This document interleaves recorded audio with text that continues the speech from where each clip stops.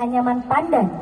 Salah satu bentuk anyaman tersebut adalah tikar, atau masyarakat biasa menyebutnya dengan lapiak yang berarti tikar, yang digunakan sebagai alas duduk di dalam rumah gadang di Minangkabau.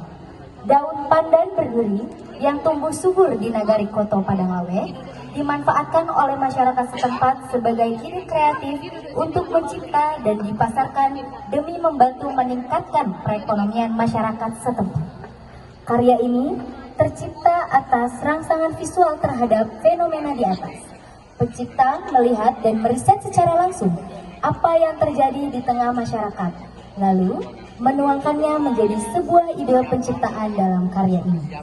Lapiak di tengah balai merupakan simbolis representasional dari aktivitas menjual anyaman lapiak pandan atau tikar.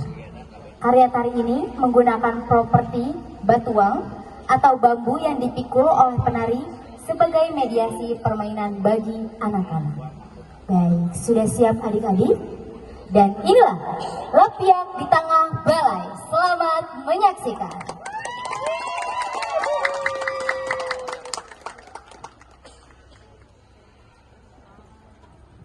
Yang ada pandangan di sejumlah di Padanglawe.